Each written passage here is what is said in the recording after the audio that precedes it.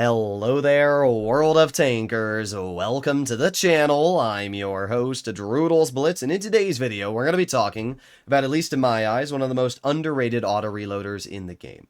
Everybody knows about the Carro. Believe it or not, this is the 7th most played tier 10 in the game. I'm not joking. It's crazy how many people bought this tank. I can't blame you guys. The vehicle is incredibly overpowered with its 4-shell 380 alpha gun, gear oil. It's kind of got it all. It's just such a scary tank to roll up against. Even now with the E50M spam, this thing still does a really good job countering it due to the way it's able to load the shells.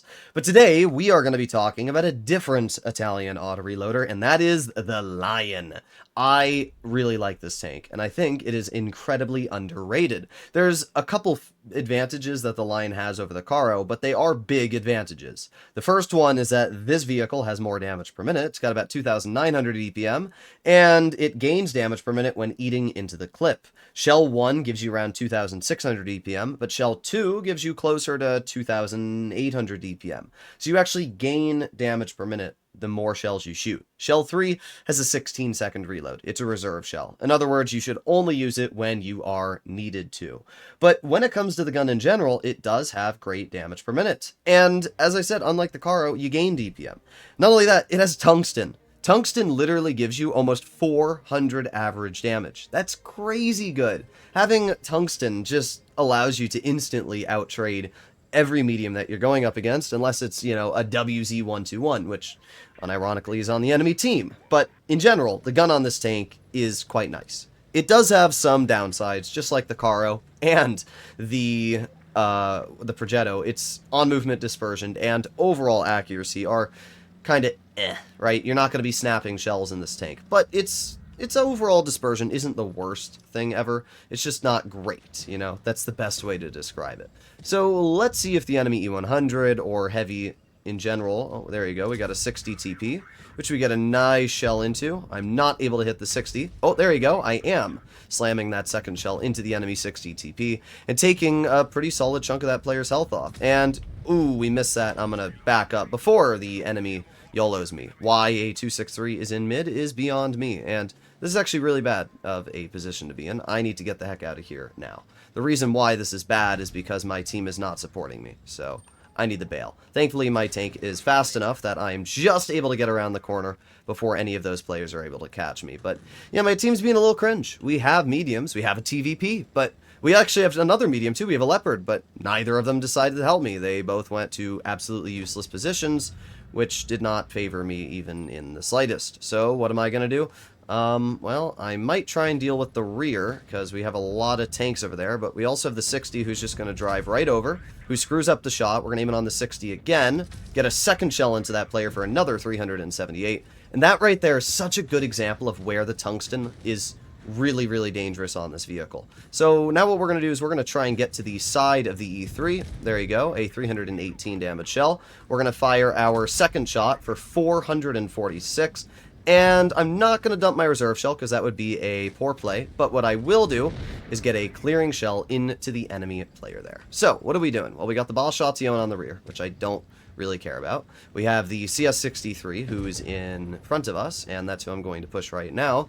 So let's see if I can get some damage into that CS. We're going to drive right over the ridge and push onto the rear of this player, load in a high explosive for 465 damage, load in another high explosive for 419, and we can get the clearing shell for another 160.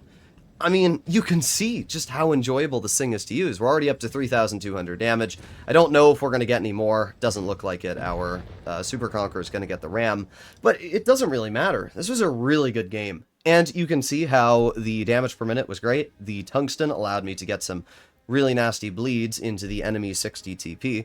And there you have 3,300 damage, barely broke a sweat, and finished top in the team. And that was also with two very good players, a 65%er and another almost 70% player on the team. So it definitely shows that even when, you know, paired with other good players, that damage output, being a medium, having DPM, having mobility, and the tungsten, it's just a really nice combo. I have been a big fan of this tank since it was brought into Blitz. I was really excited for it because all of the other auto reloaders lose that DPM. And this is the one tank where you can actually be like, ooh, I need to get my second shell out. And if you don't, it's not that big of a deal. You know, you're waiting an extra second and you still have decent DPM. So, you know, there's really no losing situation in this vehicle. You're just a double shot, which also has decent mobility, good gun depression, somewhat troll armor. The armor on this tank is definitely better than a Leopard 1, which is what it's based off of.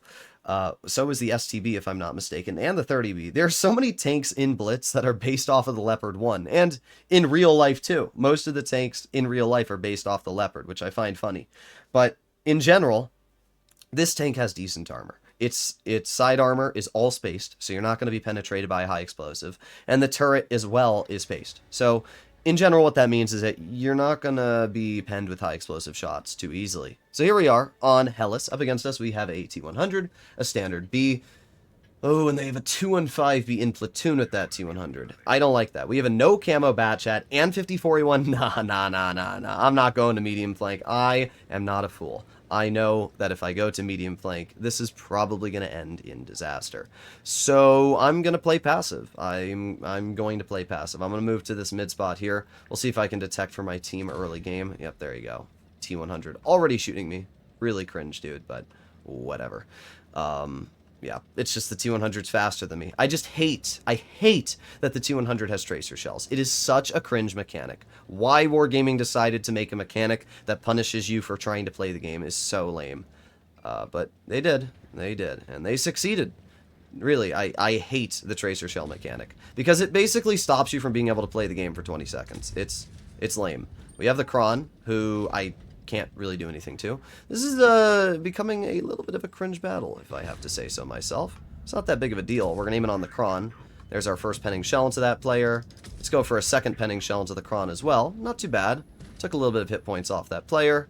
And the nice thing about this tank is that I obviously gain damage per minute when I'm not poking. And that Kron just shot, which means I can aim in on them, get a 390 with my tungsten. Let's get a second 390, and let's aim in on that Kron again for a third shell and take another 400 off. What you just watched me do there was a 1200 damage clip. I mean, that's a lot of damage. Now, we do have a long reload on this vehicle, and that Contra Carro is a big threat.